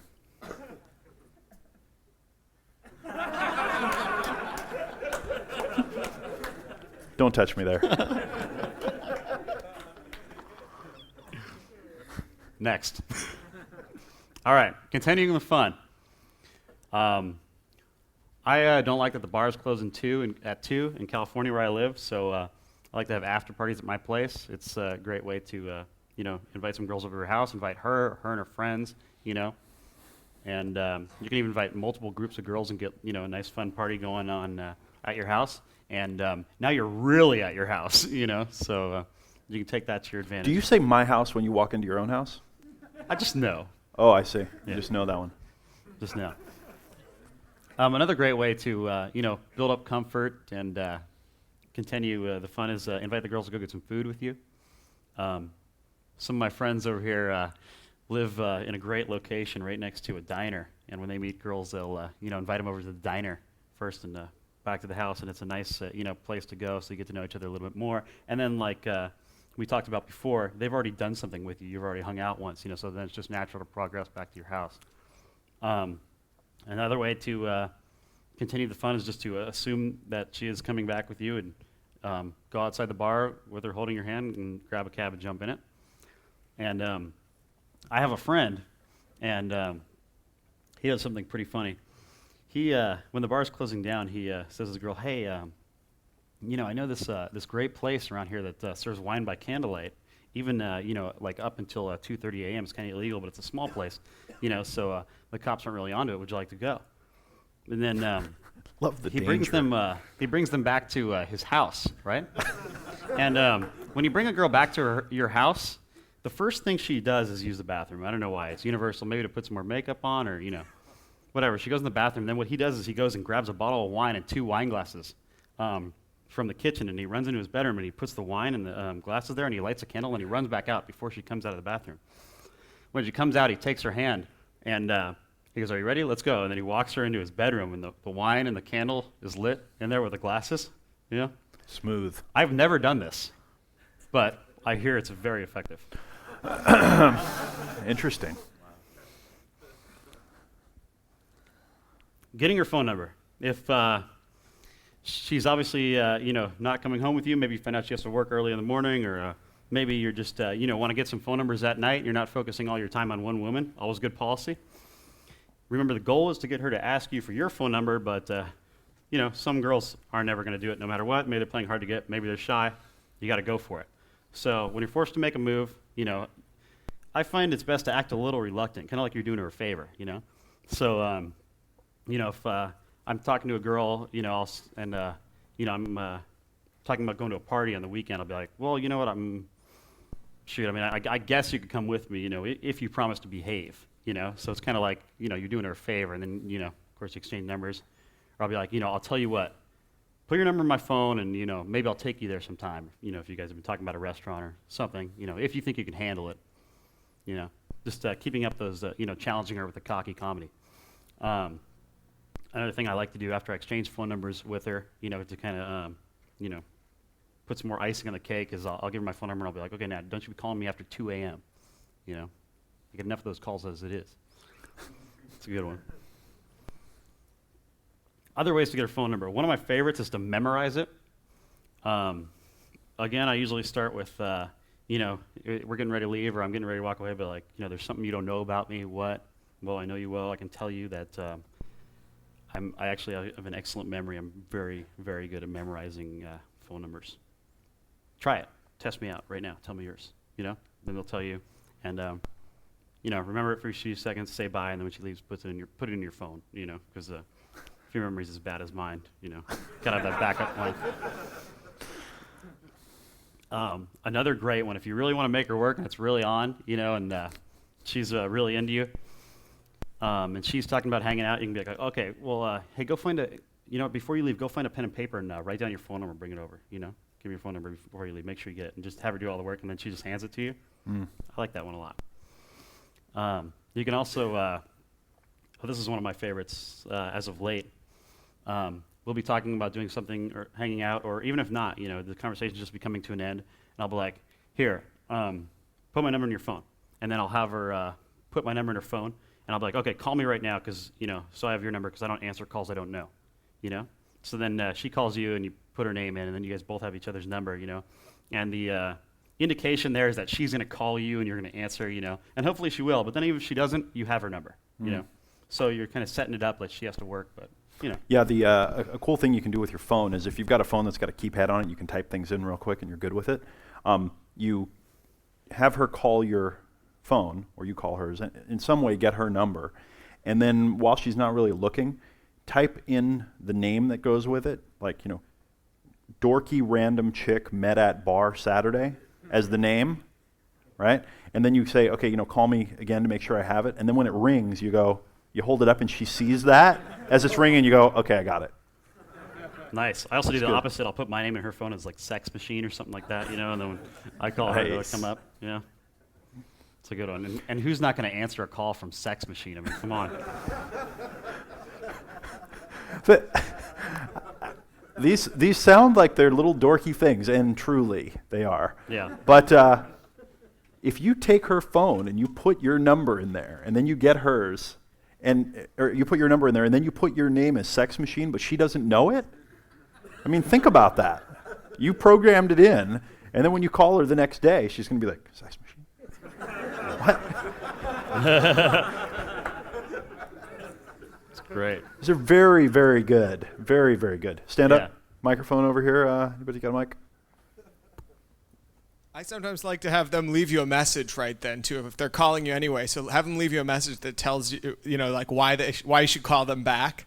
Like how it's going to be a great time and you're going to do all this awesome stuff, and make her say that into your phone. Okay, now maybe I'll remember you and call you back. Nice. That's very nice.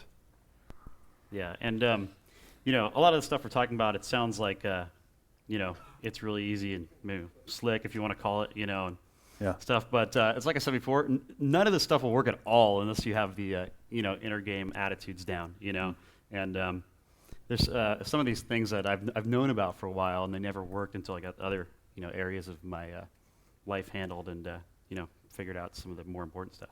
Now let's talk about a few don'ts. Just one sec. When you get her phone number, don't say or to get her phone number, don't say, can I call you, or can I get your number? You'd be amazed at how many guys do that. That's just absolute wrong way to go about it. It's assuming the wuss, if that's a phrase. It is now. Don't use the word date unless you're talking about her taking you on one. Don't be like, okay, let's go on a date. Sounds basic, but a lot of guys will make that common mistake, And I personally have found it's best not to tell her when you're going to call, because I've found that predictability will kill you.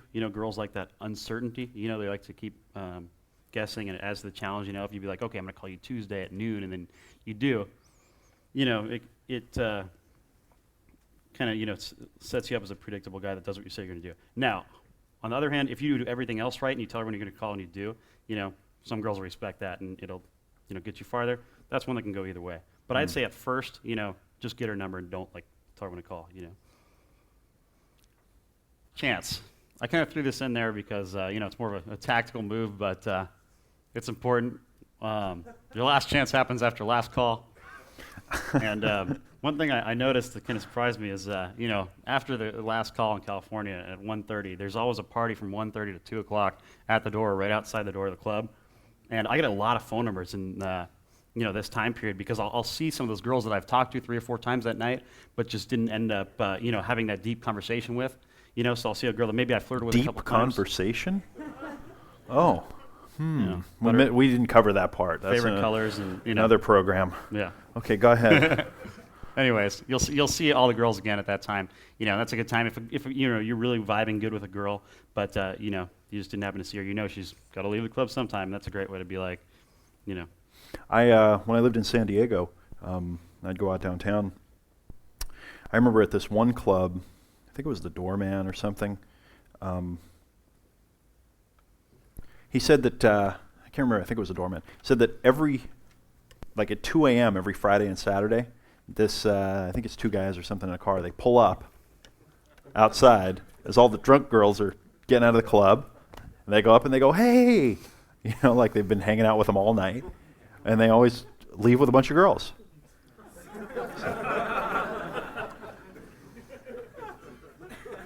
It's interesting. No. Go ahead. Nice. But do they have spinning rims in the car? Because if so, I think that would play a big part in them actually getting girls into it. I think better than spinning rims are those spinning hubcap rims. Those are tight. Nice. Laid back. All right. Now let's talk about working the club itself.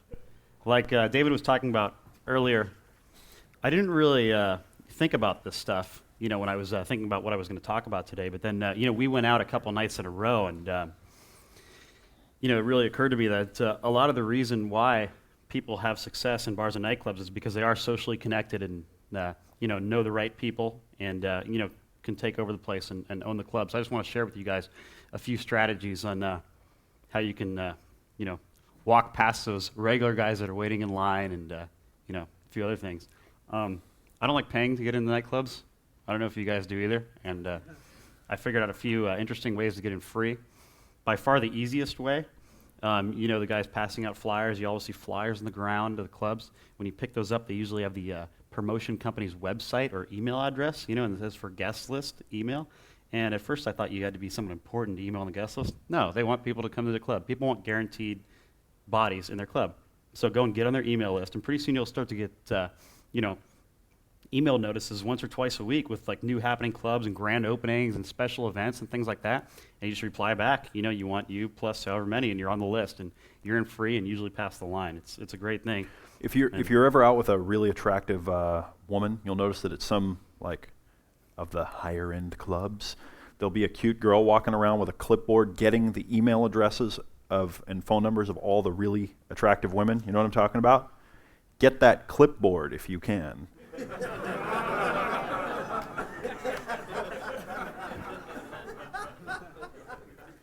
serious. Just make sure your email address is on there. Or just tell your, hot female friend to put your name on there.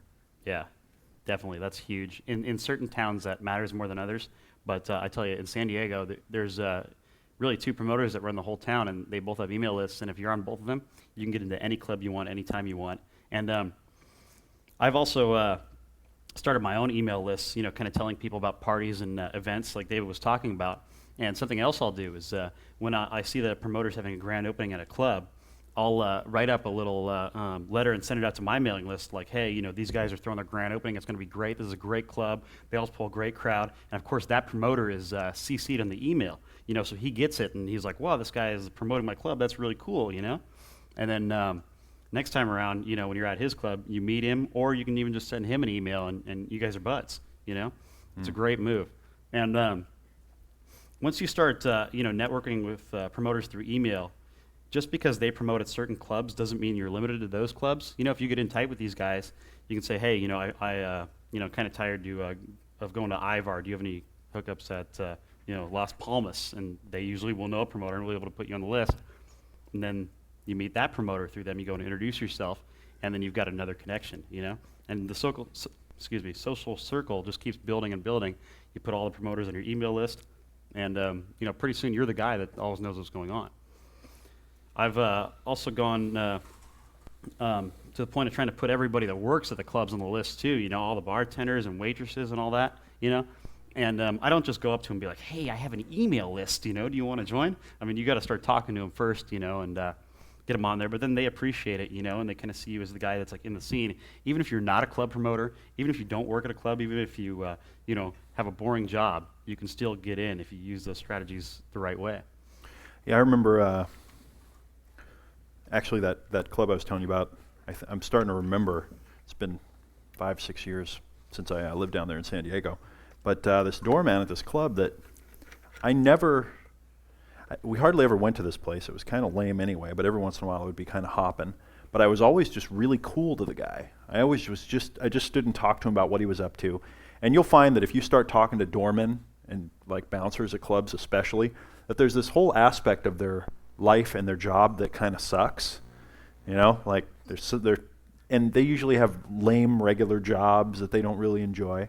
And if you can just be cool to them and talk to them and actually be their friend a little bit, you can, instead of even waiting in line, sometimes you can just walk around to the back door and walk straight into the club. You can do amazing things by befriending the guys that are watching the door. Yeah, it's really simple too. Oftentimes, if you just, when he's checking your ID, ask him how his night's going, And when you're, trying to befriend people at a club, of course, it's important to go there on a semi-regular basis so they get to know your face, But, once you go there, every week for a month, then you can take 2 months off and come back, and they remember you and they're happy to see you, Knowing their name is important too. Yeah, definitely. Ask them their name and give them yours. And just asking their name and giving them yours, they think you're someone important, someone in the industry, even if you aren't, And Slick. I've actually never been asked, oh, do you promote or whatever? They just assume, I'm someone in the industry. And it's funny. Another great way to befriend the doorman is to show up with girls and introduce them to the doorman. That's why the guy got his job as a doorman, was to meet girls. You're helping him making his job easier. He's going to meet them anyway, But for some reason, they don't realize that, and they're happy when you introduce them to it. Another thing, those guys get thirsty when they're out there working the door of the club. I'll ask the guys, I'll be like, hey, let me sneak you a drink or something, man. You look thirsty. Some clubs, you can sneak them a drink. Sometimes, I get fired. No problem, man. I'll grab you water. Grab my water from the bar, bring it out. You're in that club for free without waiting in line for the rest of your life. Until he leaves the club. Great thing about it, though, is when a doorman leaves a club, he doesn't retire. He goes to another club, and usually the next hot club that's opening up. So, I'll never forget in San Diego, I used to go to this bar called Moondoggies every Thursday night, and one day I went there, my doorman wasn't working there, and I found out he wasn't working there. I'm like, geez, I got to start over, Luckily, I knew some of the managers and waitresses just from going there a lot, It didn't take me long to get in. But then that Friday, I went to the grand opening of the new hot club, and there he was at the door with a clipboard. And it's like, hey, man, I thought I'd never see you again. It was like, oh, who are you here with? Come on in. So it's powerful. I can't stress it enough, knowing these guys. Another thing is bartenders. At any club I go to, I immediately find a bartender and befriend him, even if it's even if I know I'm only going to be there one night. For instance, if I go out somewhere, I don't know, tonight or tomorrow, I'm not going to be coming back to New York anytime soon. But I'm going to go in there. I'm going to find one bartender. I'm going to ask him how he's doing on the first drink. I'm going to tip him well. And tipping them well saves you money because they will make your drinks strong and often hook you up with free drinks. And ironically, I found that the bartenders that are the hardest to get into are the really hot women. The easier ones are the semi-attractive women, and actually guys behind the bar are so not used to guys just being cool with them, that when you are and you ask them how their night's going, and give them a good tip, they'll be happy to pour you a strong drink. Another thing that has probably saved me, hundreds of dollars throughout my life is this little phrase I learned from a guy that I used to be in sales with, and this guy was a master salesman, and one day at lunch we went to a bar, and he orders his drink from the bartender, and he goes, I'd like a Jack and Coke with lots of love, please. And I tell you what, she made him the strongest Jack and Coke I've ever tasted until I started going to the bars and saying, with lots of love. They'll automatically make you a big drink. Some of them will be like, well, show me some love, and I'll give you some love, And then they will and do. Give them a good tip, and you're getting good drinks for the rest of the night. You're really getting doubles for the price of singles. And I don't need to tell you guys that in places like Hollywood and New York, when it's $10 a drink, that adds up quick, And you can also leverage that relationship with a bartender. All clubs also have an internal guest list that you can get on. If you've been tipping a bartender good all night, especially if you've been coming in there 3 weeks in a row and befriending them, you can say, hey man, you guys have a guest list, you have access to that, and of course they do. And say, hey, if I send you a text message before I come in or an email, can you put me on it? And no problem, you're in. And you can do the same thing with waitresses that you befriend. I found bartenders it's easier though. And another small secret is when you order a drink from a bartender, it'll always be stronger than when you order one from a waitress, because the bartender that's making the drink knows that he won't have to look you in the face and the waitress gives it to you. So he doesn't mind making you a weak one. I've got a friend who, this guy's amazing. He travels all over the place. And every city that he goes to, he knows a bunch of people. He knows a bunch of doormen, he knows promoters, he knows people that just kind of know where the parties are. And at first I just thought, wow, this guy must like go out all the time. And then I realized that he doesn't.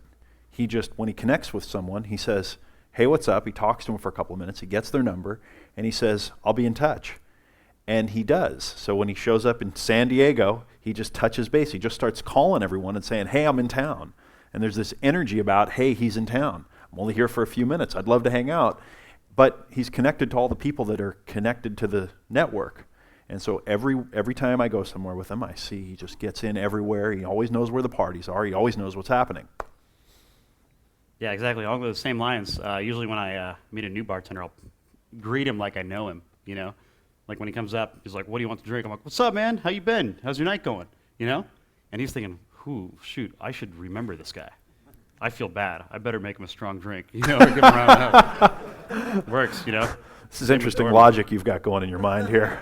Yeah, it's amazing how, how powerful it is just to, treat people with some common respect like a human being, you know, and just talk to them and, makes their job more fun and makes your night a lot more fun and really increases your opportunities to meet women exponentially. Yeah. It also doesn't hurt when you want to get a drink and the bartender really likes you and you're at a popular bar. Instead of standing there for 20 minutes trying to fight with people, you just show back up and they're like, and they point at you and they're like giving you that, you want the usual look, and you're like. Yeah. Yeah, like just a quick note on that. When you're at a crowded bar and you're trying to get a drink, that's like game theory in action. Everyone's trying to charge for the bar. And I tell you, if you're the polite guy standing back, you're not getting a drink. So, don't be afraid to claim your spot. I see too many guys just standing there waiting forever, you know. And when you get up there, act like you own the place. One thing I discovered recently is I'll go up to a bar and I'll get in there, and sometimes you can only wedge half your body in there because there's so many people. Instead of standing there like this, or some guys will stick out money, but they see that all night, I'll just put my arm up on the bar like this. And it's kind of like you're taking up a lot of space. It makes you stand out. It's almost like a flag. The bartender sees your arm there, And some bartenders can keep track, and they will call the people in a row. But oftentimes it's too busy. They don't know who got there first. They're going to put first person they see and serve him. And when you bring in 3 girls with you to the bar, and you can walk right past the line with them, walk right up to the bar, get your first round on the house while everyone else is waiting, and hand it to them, I mean, your job is half done,